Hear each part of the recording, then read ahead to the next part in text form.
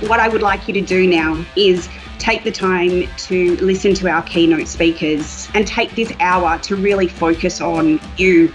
Listen to the evidence-based knowledge that they have, but more importantly, the practical tips that you can learn. Tracy, thank you. Good morning, everyone. Nicola, delighted to be working with you in our favourite topic, survival of the mentally fittest. Now, effectively, we're going to give you an iOS upgrade. So we regularly get our mobile phones, and to upgrade, we need three things. You've got to put them in to the power, then we need energy.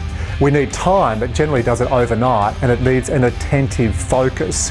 And Dr. Nicola and I, we call this T. You need time, you need energy, and you need attention. Today we want to think about exactly the same. What can you do to upgrade your mental skills? Just like you go to the gym to get your bodies fit, fast, flexible, and strong, we can do exactly the same for your brains. Self-talk, the way we communicate with ourselves, the conversations we have, are incredibly important. So we have an option to be our best friend and back ourselves, or we have the capacity to actually not help ourselves be our best. An easy way to explain this is we can all see the same thing, just like the slide here is, it's either a beautiful day or there can be something wrong. But the important thing is that for those of you that are consistently sort of pessimistic, seeing problems, you can train yourselves to start looking for the good. We all have a mindset. Carol Dwight, she's an amazing psychologist. So in her model, she's identified two different types of mindset. There is the open mindset and there is the closed mindset. So a growth mindset is the one you want to aim for. A person with a growth mindset sees themselves as someone capable of making change, capable of learning, capable of improving, capable of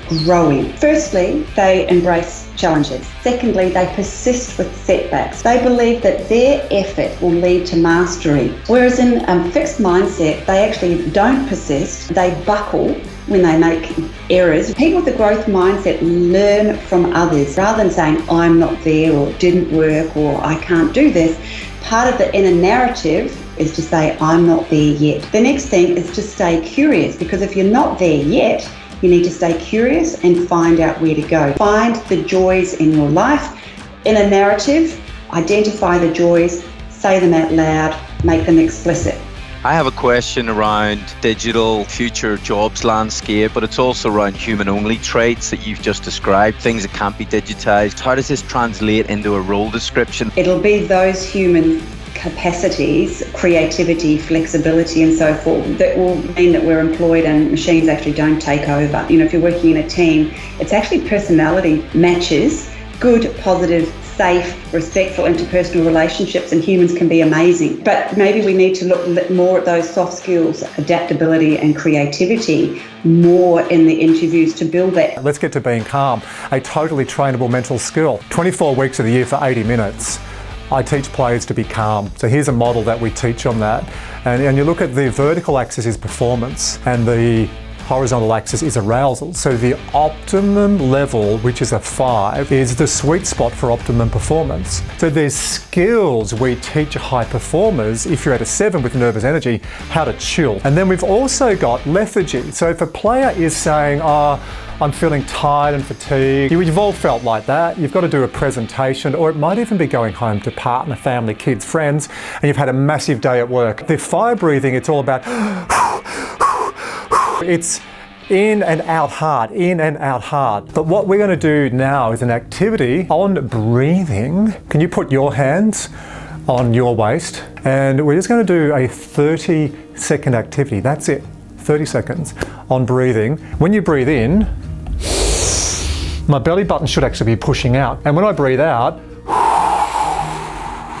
my belly button should come in. Now, what we're doing there is a really quick way of down-regulating. I think at Transport you're so used to up-regulating because of crises and responses and COVID and everything and floods. But then you get into the sweet spot and you can only hold that sweet spot at a high intensity for so long, and then you've got to drop down and down-regulate. And this is what happens to a lot of groups. The executives get so good at responding to crises that they don't know how to respond when there's not a crisis. What happens if someone only upregulates? Upregulation becomes the dominant response. So it has a huge toll on morbidity and mortality. So basically, if people don't learn to downregulate, they die earlier and get sick more. There is a cognitive sweet spot where your frontal lobe works exceedingly well, and then it becomes overwhelmed and you actually start having cognitive problems, which inhibits their ability to manage everyday things. I've had an executive sit in my office and tell me they're relaxed, and I got them to count their breathing rate. They were breathing 30 breaths in a minute